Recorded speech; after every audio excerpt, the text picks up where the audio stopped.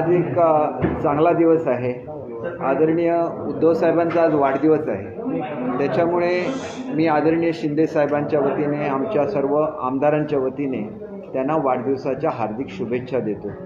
त्यांच्या हातून खूप चांगलं काम हे महाराष्ट्राच्या जनतेसाठी व्हावं आणि आदरणीय बाळासाहेबांचं जे काय एक विचारधारा आहे त्याच्यावर त्यांनी चांगल्या तऱ्हेने त्यांच्या हातून काम घडावं, हिंदुत्वाच्या संदर्भात त्यांच्याकडून चांगलं काम घडावं अशी मी ईश्वरचरणी प्रार्थना करतो। आपली ज्याला आपण हिंदुत्व म्हणतो त्याला ही एक संस्कृती असते आणि ही संस्कृती अशी आहे की ज्या दिवशी वाढदिवस असतो त्याला आपण शुभेच्छाच द्यायच्या असतात। एरवीसुद्धा मी जाहीर केलेलं होतं की उद्धव साहेबांच्याबद्दल आम्ही काही बोलणार नाही किंवा त्यांनी दिलेल्या कॉमेंटवर आम्ही प्रतिक्रिया देणार नाही आणि ज्या वेळेला काही विचारधारेच्या संदर्भात प्रश्न येतील, काही वैचारिक मुद्दे असतील तर आमचा विषय हा त्या वैचारिक मुद्द्यापुरता मर्यादित राहील। सर्वसाधारणपणे आपण बघितलं तर मी समजा एक प्रवक्ता असेल तर प्रवक्त्यांनी सुद्धा हे भान सांभाळलं पाहिजे। अशा तऱ्हेचे प्रश्न विचारता कामा नये की ज्याच्यावरून समोरच्या माणसांकडून रिॲक्शन येईल। काल जी मुलाखत घेतली गेली त्याच्यावर आपण बघितलं की बऱ्याचशा प्रतिक्रिया आल्या आणि ह्या प्रतिक्रिया वेगवेगळ्या पक्षांकडून आल्या। तुम्ही ज्यावेळेला मुलाखत चालू होती त्यावेळेच्या सुद्धा जर कॉमेंट्स बघितल्या तर त्या कॉमेंट्स फारशा सपोर्टिंग नव्हत्या। असे प्रश्न विचारले जाता कामा नये असं मला स्वतःचं मत आहे आणि मी त्यांच्या प्रवक्त्यांना सुद्धा विनंती करेन की ज्यावेळेला वाढदिवसासारखा आनंदमय प्रसंग असतो त्यावेळेला हे अवॉइड केलं गेलं पाहिजे। ज्यावेळेला महाविकास आघाडीची स्थापना झाली त्याच्यामध्ये सिंहाचा वाटा हा संजय राऊत साहेबांचा होता, हे कोणी नाकारणार नाही। परंतु जे मंत्रिमंडळाचं गठन झालं त्याच्यामध्ये ते कुठे नाराज होते की काय, की ज्याच्यामुळे त्यांना ह्याचा विसर पडतोय की आनंदाच्या प्रसंगामध्ये असं मुलाखत घेतली जाता कामा नये, अशा तऱ्हेचे प्रश्न विचारले जाता कामा नये की ज्या प्रश्नामधून चुकीची रिॲक्शन किंवा चुकीचा मेसेज लोकांच्यापर्यंत जाईल। कारण कालचा जो प्रसंग होता ह्याच्यामध्ये मी ज्या रिॲक्शन बघितल्या, आम्ही नुसतं वाचत असतो किंवा आम्ही यूट्यूबवर बघत असतो की कोणी काय रिॲक्शन दिलेली आहे, अशा तऱ्हेचं येऊ नये अशी काळजी घेतली पाहिजे असं मला स्वतः वाटतं आणि आमच्या सर्व लोकांना सुद्धा वाटतं। त्याच्यामुळे उद्या परत माझी प्रेस कॉन्फरन्स मी घेईन, त्याच्यामध्ये अनेक गोष्टींवर मी खुलासा करेन। परंतु ज्या दोन गोष्टी आदित्यजींनी पूर्वीच्या ह्याच्यामध्ये म्हटलेल्या आहेत ज्याचं उत्तर देणं आवश्यक आहे, त्यांनी एकतर असं म्हटलेलं आहे की तुम्ही परत निवडणुकीच्या सामोरं जावं। परंतु इथं मला विचारायचं आहे की तुम्हाला निवडून दिलेलं होतं लोकांनी, हे सेना भाजप म्हणून निवडून दिलेलं होतं। ज्याला तुम्ही महाविकास आघाडी निर्माण केली त्याला तुम्ही लोकांच्या समोर गेला का? तुम्ही गेला नाही, तुम्ही ती आघाडी निर्माण केली। आम्ही तरी मूळ विचारधारेबरोबर जातोय, लोकांसमोर आम्ही जो विचार घेऊन गेलो त्याच्याबरोबर जातो, त्याच्यामुळे आमच्या बाबतीत हे लागू होत नाही। दुसरी गोष्ट अशी आहे की तुमच्यासारखे जे प्रिव्हिलेज्ड लोक असतात त्यांना आपल्या मतदारसंघामध्ये 2-2 माजी आमदारांना विधान परिषदेचं सदस्य करता येईल, हा तुमचा अधिकार आहे। प्रत्येकाला तो अधिकार लाभलेला नसतो आणि एवढी विधान परिषदेची एवढी मोठी संख्यासुद्धा नसते। त्याच्यामुळे तुम्ही प्रिव्हिलेज्ड आहे म्हणून दुसऱ्याला तुम्ही आव्हानं देऊ नका। आम्ही लोकांमधून निवडून आलो, ज्यावेळेला शिवसेनेमध्ये नव्हतो त्यावेळेला निवडून आलो। शिवसेनेमध्ये जे आमचे आमदार आहेत 5-5 वेळा निवडून आलेले आहेत आणि त्यांचं स्वतःचं एक व्यक्तिमत्व आहे ज्याच्याबद्दल लोकांना आदर आहे, त्याच्यापोटी ते मतदान आणि प्रत्येक पक्षाची ही मूळची मतं असतातच। त्याच्यामुळे हे जे काही चॅलेंज दिलं गेलेलं आहे हे चुकीचं आहे। आम्ही मूळ विचारधारेबरोबर आहे, त्यामुळे आम्हाला काहीच गरज नाही। तुम्हाला ज्याला आवश्यकता असेल त्याला तुम्ही ते करा। दुसरी गोष्ट अशी की त्यांच्या मुलाखतीमध्ये असं म्हटलेलं होतं तर पूर्णपणे मोफत हे आदरणीय शिंदे साहेबांनी त्या ठिकाणी दिलेलं आहे लोकांना आणि ज्या वेळेला आपल्याकडे ऑक्सिजन कॉन्सन्ट्रेटरची कमतरता होती थेट UK सुद्धा त्यांनी ऑक्सिजन कॉन्सन्ट्रेटर स्वतःच्या खर्चाने मागवून ते लोकांना वाटलेले आहेत। शेवटी कोविड झालेला ह्या काळामध्ये ते ॲक्च्युअल ग्रासरूटवर होते आणि सगळ्या विभागामध्ये ते जाऊन आलेले होते। अगदी एखाद्या विभागामध्ये जाऊन येऊ शकलेले नसले तर त्यांचे ऑक्सिजन कॉन्सन्ट्रेटर त्या ठिकाणी जातं। त्याच्यामुळे असं म्हणणं हे त्यांचं मोठेपणा वाढवणार आहे असं मी स्वतः समजतो। तर याच्यावर सुद्धा चर्चा होऊ नये। एक चांगला दिवस आहे, चांगल्या दिवशी शुभेच्छा दिलेल्या आहेत, त्या चांगल्या मनाने दिलेल्या आहेत, त्याचा स्वीकार व्हावा एवढीच मी अपेक्षा करतो। हिंदीमध्ये मी सांगतो कि आज का जो दिन है अपनी शुभकामनाएं देने के लिए उन्होंने मुझे बोला है, इसलिए मैं उन सब की तरफ से उद्धव जी को आज उनके जन्मदिन की हार्दिक शुभेच्छाएं देता हूं। वो उनको अच्छी आयु मिले, उनसे बहुत सारी सेवा महाराष्ट्र की जनता को हो, ऐसी हमारी शुभकामनाएं हैं। एक शुभकामना जो हमारे मुख्यमंत्री जी ने दी थी, उसके बारे में भी कुछ गलत बातें आ रही है मीडिया में, इसलिए मैं आपको बोलना चाहता हूं कि महाराष्ट्र का मुख्यमंत्री होना एक बहुत बड़ी चीज़ रहती है। अगर अब महाराष्ट्र के मुख्यमंत्री बन चुके हैं तो आपको माजी मुख्यमंत्री बोल के जो शुभकामनाएं दी है, उसमें भी एक बड़ा मतितार्थ ये है कि आपने इस राज्य का नेतृत्व किया है, और आज आप अगर उस राज्य के नेतृत्व भी नहीं कर रहे हैं तो एक बड़ी उपाधि आपके पीछे लग गई है, और उस उपाधि का उल्लेख करना एक कम नहीं है, ये आपका बड़प्पन बढ़ाता है, ऐसे मैं सोचता हूँ। और आज के दिन हम कुछ भी सवालों के जवाब नहीं देंगे, लेकिन एक चीज़ जो आदित्य जी ने बोली है वो एक बहुत ऐसी चीज़ है कि जिसके बारे में उनको बोलना नहीं चाहिए था, कि उन्होंने ऐसा बोला था कि आप अपने पद का इस्तीफा दे दीजिए और आप फिर से इलेक्शन लड़िए। तो हमको इलेक्ट किया है महाराष्ट्र की जनता ने, और उस जनता ने हमको बीजेपी और शिवसेना का जो गठबंधन है, जिसको महाराष्ट्र में युति बोला जाता है, उस युति के कैंडिडेट के हिसाब से हमें जीत के दिया है, और वो पब्लिक मैंडेट है, वो लोगों की भावना है। अगर आपने जब आघाड़ी बनाई थी, महाविकास आघाड़ी महाराष्ट्र में, तो आपको तो जीता के नहीं दिया था लोगों ने उस नाम से, फिर भी आप लोगों के सामने नहीं गए कि हम लोग नया इलेक्शन लेंगे और बाद में वो महाविकास आघाड़ी करेंगे, ऐसे आपने नहीं बोला था। हमने जो युति की है वो तो नेचुरल युति है, जिसको लेके हम लोग लोगों के सामने गए थे। हमने मोदी साहब के वहाँ पे फ़ोटोज़ लगाए थे, हमने बाला साहब के वहाँ पे फ़ोटोज़ लगाए थे और लोगों से वोट मांगे थे, और जिस युति को लोगों ने वोट दिए थे वही आज सत्ता पे आ रही है। तो हमें कुछ भी ज़रूरत नहीं है, हम लोग युति कैसी होती है और वो कैसे कारोबार करती है, आगे चल के कैसे उनका कारोबार रहता है, वो लेके हम लोग लोगों के सामने जाएंगे, लोगों की सेवा करेंगे। और जो उन्होंने दूसरी चीज़ बोली है हमारे बारे में कि ये पुराने पत्ते हैं, तो इसके छाँव में ही आप मंत्री बने हैं।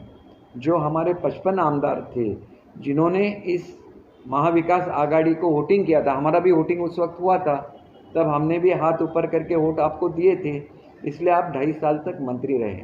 तो एक भारतीय संस्कृति का ये भी एक वैशिष्ट्य है कि जिन्होंने आपके लिए कुछ भी किया है, चाहे 1% भी किया है, तो उनका आप लोग सम्मान करते हैं, और वो सम्मान करते रहे तो ही हम लोग हिंदुत्व के संस्कृति के बारे में बोल सकते हैं। ऐसा मुझे खुद लगता है।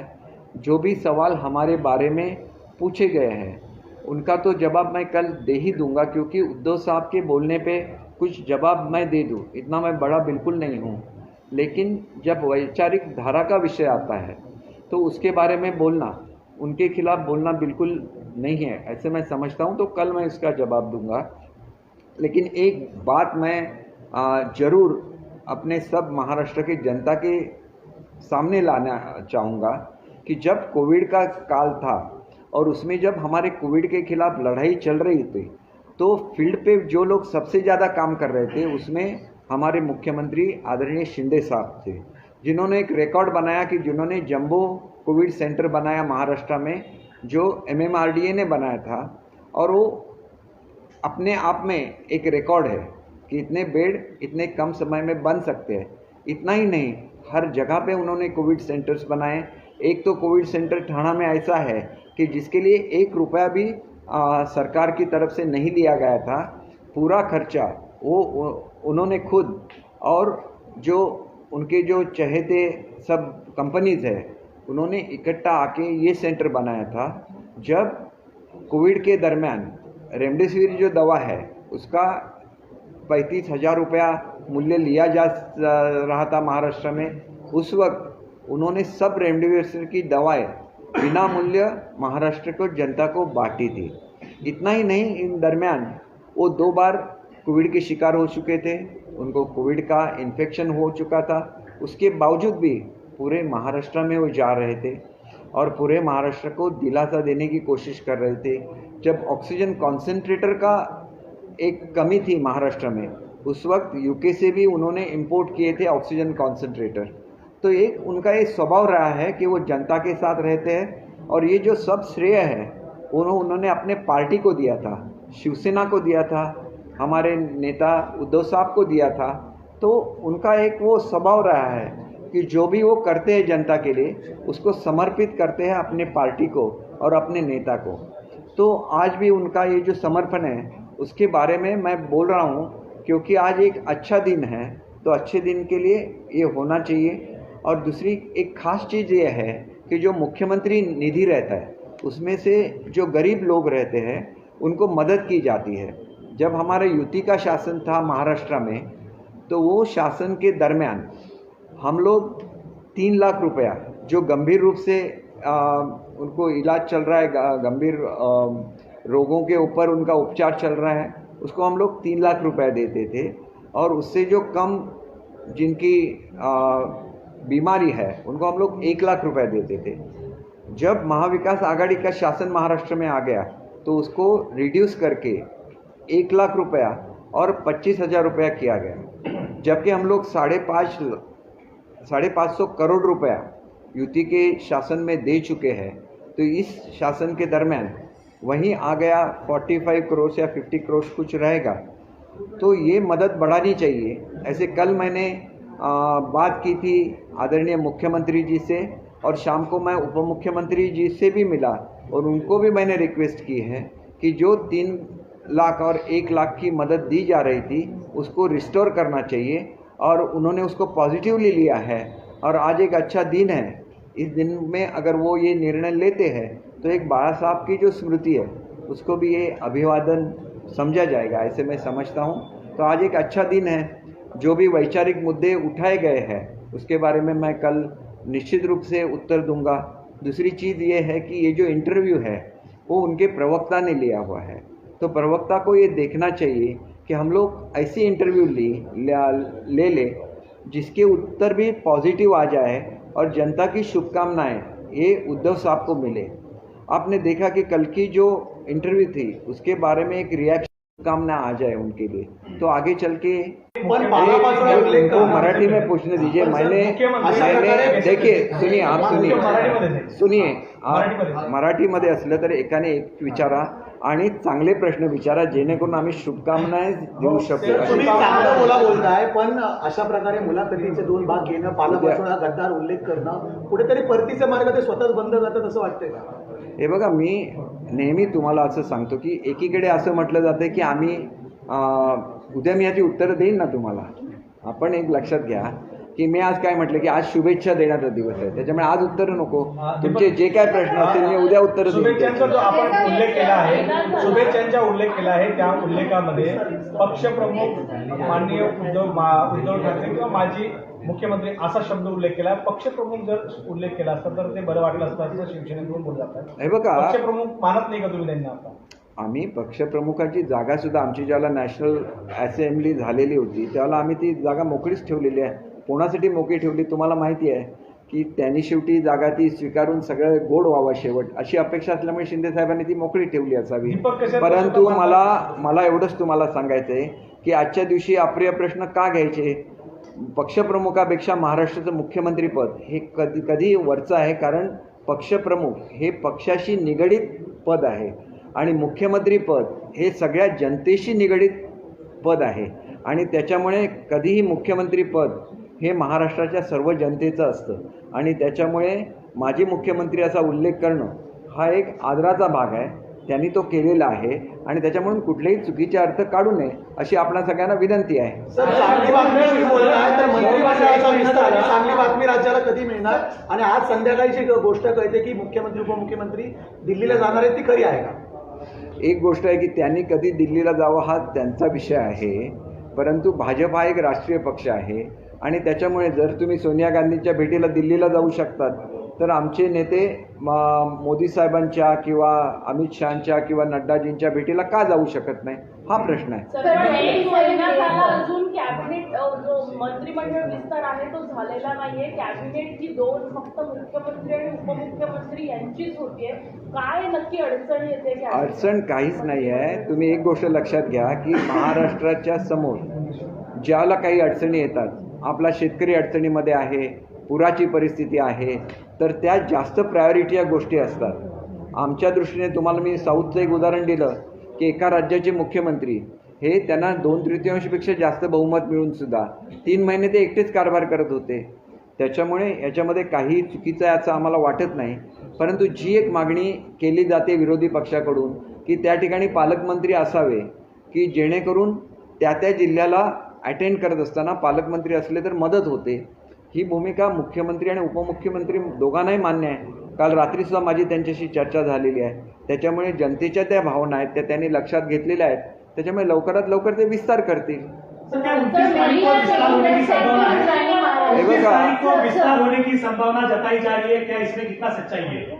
देखिए, जो विस्तार किया जाता है उसके बारे में अनाउंसमेंट करना ये मुख्यमंत्री और उपमुख्यमंत्री जी का प्रियोगेटिव है. तो उनका प्रियोगेटिव मैं नहीं यूज़ कर सकता, मैं सिर्फ प्रवक्ता हूँ. तो जनता की जो भावना है जो आपकी तरफ से मुझ तक पहुँच गई वो मैंने शिंदे साहब को भी पहुँचाई है और फडणवीस साहब को भी पहुँचाई है और उन्होंने बोला है कि जल्द से जल्द विस्तार हो जाएगा. इसमें सवाल ये है कि विपक्ष लगातार ये बोल रहा है कि बाढ़ की स्थिति है, कई सारे प्रश्न हैं, लेकिन ये सरकार असंवैधानिक है, इलीगल सरकार है और यही मामला कोर्ट में फंसा हुआ है, इसके कारण ये विस्तार नहीं हो रहा है. नहीं, ये बिल्कुल गलत बात है. देखिए, 15% का जो निर्णय हुआ था, मैंने पहले भी मेरे प्रेस कॉन्फ्रेंस में इसका जवाब मैंने दिया है कि अटल बिहारी जी जब पंतप्रधान थे, माननीय अटल बिहारी जी, तब ये 15% का निर्णय हुआ था. उस वक्त कहीं कहीं राज्यों में जहां 80 आमदार रहते थे उनमें से 50 तो मंत्री रहते थे और उनको डिपार्टमेंट देना चाहिए, इसलिए डिपार्टमेंट को सब डिवाइड किया जाता था. और ये ऐसी स्थिति न हो भारत में, इसलिए ये निर्णय किया गया. लेकिन ऐसे छोटे भी राज्य है जिसमें समझिए गोवा का अगर एग्जाम्पल लो तो उसमें 40 ही MLAs है, तो उसमें अगर 6 ही मंत्री बनेंगे तो अच्छी तरह से कारोबार नहीं होगा. इसलिए उसको मर्यादा रखी गई और वो 12 मिनिस्टर की मर्यादा रखी गई. चाहे आपका राज्य छोटा भी है तो भी आप 12 मंत्री कर रहे हैं. इसका मतलब ऐसा नहीं है कि उससे कम मंत्री हो तो वो राज्य नहीं कर सकते. जैसे मैंने आपको एग्जाम्पल दिया था और आप उनका ही देखिए, महाविकास आघाड़ी के उनके 10 मंत्री थे तो 12 से कम ही थे ना, फिर भी वो राज कर रहे थे. तो ऐसे बिल्कुल ज़रूरी नहीं है. लेकिन कुछ प्रायोरिटीज़ थी, जो प्रायोरिटीज़ थी जैसे फ्लड सिचुएशन थी, लोगों को मदद करने की थी, उसमें हमारे जो चीफ मिनिस्टर है और डिप्टी चीफ मिनिस्टर उसमें बिजी थे. तो अभी वो ये करेंगे. और देखिए, एक भी MLA ने ऐसा नहीं बोला है कि मंत्रिमंडल का विस्तार जल्दी कीजिए, क्योंकि हम लोग सब सेटिस्फाइड है कि लोगों की मन की सरकार आ गई है, तो जब भी वो चाहे विस्तार कर सकती है और हम सब MLA उनके साथ. केसरकर साहब, एक सवाल ये है कि शिवसेना पक्ष प्रमुख बढ़ा होता है ये शिवसेना में या कि पूर्व मुख्यमंत्री, क्योंकि आज का जो CM का ट्वीट था उसमें पक्ष प्रमुख हमेशा से अब तक ऐसा रहा है कि मुख्यमंत्री रहते हुए भी पक्ष प्रमुख शब्द का इस्तेमाल किया गया, लेकिन आज मुख्यमंत्री की तरफ से कार्य नहीं, इससे आप कुछ भी गलत निष्कर्ष मत निकालिए, यही मेरा कहना है. क्योंकि मुख्यमंत्री ये पूरे राज्य का मुख्यमंत्री रहता है और पक्ष प्रमुख सिर्फ उस पक्ष का रहता है. तो जब वो एक बार मुख्यमंत्री बन गए तो पूरे महाराष्ट्र के बन गए. और ये मुख्यमंत्री हमेशा पक्ष प्रमुख, ये एक पॉलिटिकल पार्टी का पद है और मुख्यमंत्री ये पूरे महाराष्ट्र का पद है, तो हमेशा ये ऊपर ही रहेगा. आपने कहा कि आपकी पार्टी जो कार्यकारिणी हुई उसमें पक्ष प्रमुख का पद जो है वो वैकेंट रखा गया. वो वैकेंट रखा गया है, लेकिन वो कब भरा जाएगा उसका जवाब भी आपको जल्दी ही मिल जाएगा. आपने ये कहा कि आप खुद कह रहे हैं अपने मुंह से कि पक्ष प्रमुख उद्धव ठाकरे को आपने शुभकामनाएं दी है. दीपक केसरकर खुद पक्ष प्रमुख मान रहे हैं, लेकिन महाराष्ट्र के मुख्यमंत्री जो एकनाथ शिंदे हैं वो इस बात को मान नहीं रहे. इस ट्वीट से ये बात साबित हो रही है. नहीं, बिल्कुल नहीं. आप ट्वीट से गलत, आपको पॉजिटिवली देखिए ना. अब हर चीज़ को अगर इस नज़रिए से देखेंगे तो वो गलत होगा। सरकार साहब आज मुख्यमंत्री और उप मुख्यमंत्री दिल्ली जा रहे हैं, दिल्ली जा रहे हैं, तो दिल्ली जाने को लेकर लगातार ये आरोप लगा रहे हैं कि वो दिल्ली के सामने घुटने टेक रहे हैं, वहाँ का रिमोट कंट्रोल से यहाँ के मुख्यमंत्री चल रहे हैं। देखिए, आपको मालूम है कि जब महाविकास आघाड़ी का गठन हो रहा था तो पहले कॉमन मिनिमम प्रोग्राम बना और उसके बाद उन्होंने अपना सपोर्ट डिक्लेयर किया। उसके लिए उन्होंने 1 महीना लिया एक कॉमन मिनिमम प्रोग्राम बनाने के लिए, और अपना जो सपोर्ट है वो डिक्लेयर करने के लिए उन्होंने 1 महीना लिया। तब कब हमने बोला था कि आपने दिल्ली के साथ घुटने टेक दिए? दिल्ली तो सेंटर है भारत का, और कभी भी देश ये राज्य से बड़ा रहता है, और इसीलिए देश के पंतप्रधान को मिलना इसमें कोई कमी नहीं है। वो तो देश के सर्वोच्च पद है वो, तो उनके मिलने में कोई उनको ये लगे कि वो कोई छोटी चीज़ कर रहे हैं, तो ये उनको ऐसे नहीं सोचना चाहिए। छत्रपती संभाजीनगर या नावाला उच्च न्यायालयामध्ये आव्हान देण्यात आलेलं आहे। आता जी आहे याचिका दाखल करण्यात आलेली आहे, 1 तारखेला सुनावणी आहे, याकडे तुम्ही कसं पाहता? माझं म्हणणं असं आहे की हे कुठल्या धर्माशी संबंधित नाव नाही आहे। औरंगजेब हे बादशाह होते, ते केवळ भारताचे नव्हते, तर त्याच्यामध्ये इराणसुद्धा येत होतं, पाकिस्तानसुद्धा येत होतं, ते सगळ्याचे मिळून ते बादशाह होते। परंतु अत्यंत क्रूर असे ते राजा होते आणि त्यांनी महाराष्ट्रावर आक्रमण केलं। आपली सगळी सेना घेऊन ते महाराष्ट्रामध्ये आले, परंतु त्यांना महाराष्ट्र जिंकता आला नाही। त्यांचं जे अंत्यसंस्कारसुद्धा महाराष्ट्रामध्ये झाले आणि त्यांची जी कबर आहे तीसुद्धा महाराष्ट्रामध्येच आहे। परंतु महाराष्ट्राच्या राजाचा अत्यंत क्रूरपणे त्यांनी त्या ठिकाणी अंत केला। आणि का अंत केला? तर त्यांनी आपला धर्म बदलायला नकार दिला, आणि म्हणून संभाजीराजेंना धर्मवीर संभाजी म्हटलं जातं। त्यांचे डोळे काढले गेले, त्यांच्या शरीराचे तुकडे गेले, तरी पण त्यांनी आपलं हे बदललं नाही, आपलं जे म्हणणं होतं ते बदललं नाही, आपल्या धर्माचा स्वाभिमान बदलला नाही। त्याच्यामुळे त्या सम्राटाचं नाव महाराष्ट्रामध्ये असावं की ज्या राजाने आपलं बलिदान आपल्या धर्मासाठी केलं त्यांचं असावं। हा इतिहासाशी संबंधित विषय आहे, तो कुठल्याही धर्माशी संबंधित विषय नाही, आणि त्याच्यामुळे संपूर्ण महाराष्ट्राच्या जिव्हाळ्याचा हा प्रश्न आहे। आणि तिथं काय महाराष्ट्रातली 100 नावं आम्ही बदललेली नाही आहे, जी धर्माशी संबंधित अशी किमान 100-200 नावं असतील गावांची, आम्ही ती बदललेली नाही आहेत। आम्ही फक्त संभाजी महाराजांचं स्मरण म्हणून ते नाव बदललेलं आहे, आणि ते बाळासाहेबांच्या स्वप्नातलं नाव होतं, आणि ते पूर्ण करणं हे आमच्या सरकारचं कर्तव्य आहे।